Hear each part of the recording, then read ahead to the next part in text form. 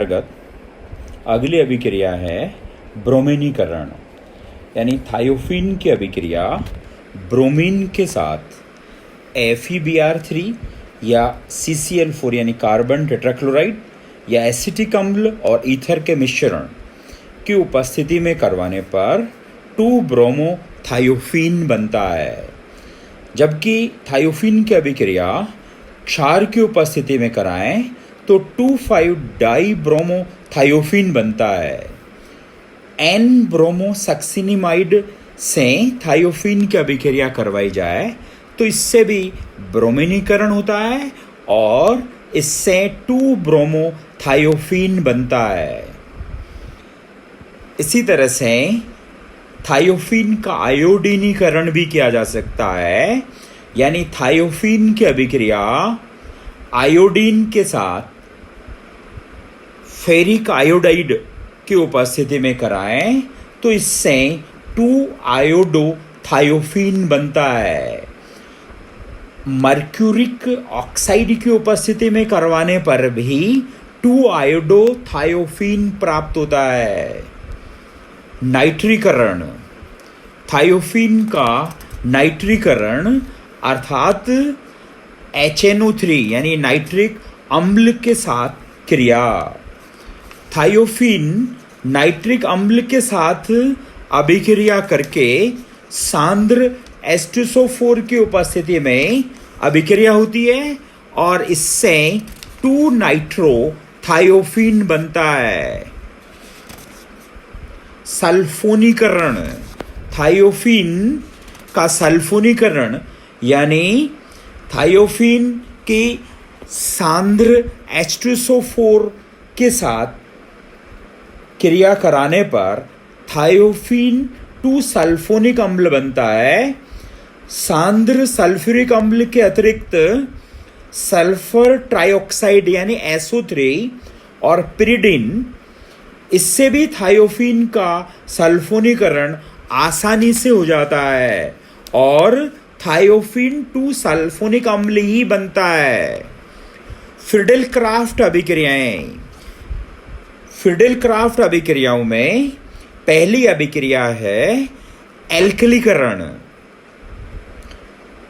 Friedel-craft अभिक्रिया में जो उत्पाद बनते हैं वो प्रयुक्त परिस्थितियों के अनुसार बनते हैं, यानी थायोफीन का बहुएल्किलीकरण तथा बहुलीकरण हो जाता है, परंतु फास्फोरिक अम्ल अथवा BF3 या LCl3 की उपस्थिति में एल्कीनो से एल्किलीकरण कराने पर C2 तथा C3 स्थितियों पर एल्किल समूह जुड़ जाता है।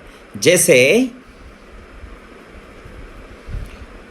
थायोफीन की अभिक्रिया एल्किल हैलाइड RX के साथ कराएं तो इससे 2 स्थिति पर R समूह जुड़ता है और 2-एल्किल थायोफीन बनता है। इसी तरह से एसिलीकरण, थायोफीन की अभिक्रिया एसिटिक एनहाइड्राइड या एसिटिल क्लोराइड के साथ कराएं शुष्क एल्युमिनियम ट्राइक्लोराइड की उपस्थिति में तो इससे 2-एसिटिल थायोफीन बनता है।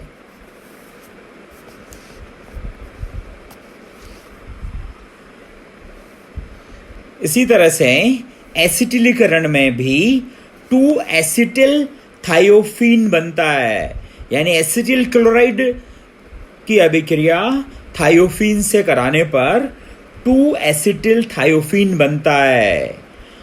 मर्क्यूरीकरण,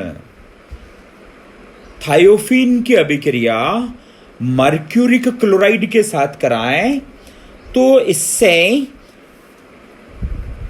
थायोफीन 2-मर्करी क्लोराइड बनता है, यानी थायोफीन की अभिक्रिया मर्क्यूरी क्लोराइड के साथ सोडियम एसीटेट की उपस्थिति में कमरे के ताप पर करवाने पर थायोफीन 2-मर्करी क्लोराइड प्राप्त होता है, जबकि थायोफीन की अभिक्रिया मर्क्यूरिक एसीटेट से 60 से 70 डिग्री ताप पर करवाने पर रिक्त स्थितियों पर एसिटॉक्सी मरकरी थायोफिन बनता है।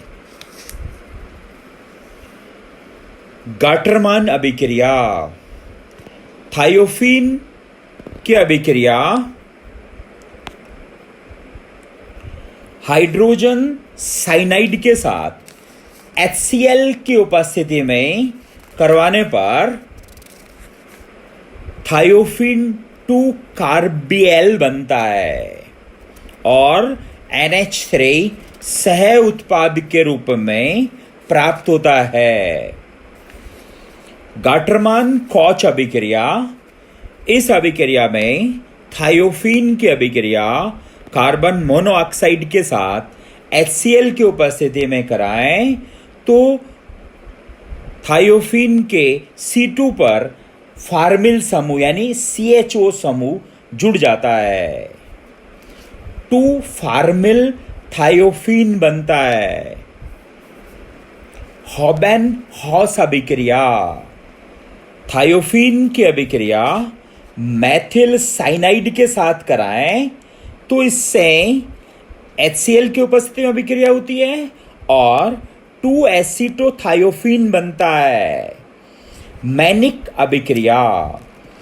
थायोफिन की मैनिक अभिक्रिया को एमिनोमेथिलीकरण भी कहते हैं, यानी थायोफिन की अभिक्रिया फार्मल्डिहाइड तथा NN डाइमेथिल एमीन से करवाने पर 2NN डाइमेथिल एमिनोमेथिल थायोफिन प्राप्त होता है। इसे मैनिक क्षार कहते हैं तथा अभिक्रिया को मैनिक अभिक्रिया कहते हैं। विल्समेयर हॉक अभिक्रिया। थायोफिन की अभिक्रिया NN डाइमेथिल फार्मेमाइड के साथ फास्फोरस ऑक्सीक्लोराइड यानी POCl3 की उपस्थिति में कराने पर 2 फार्मिल थायोफिन प्राप्त होता है। थायोफिन का अपचयन।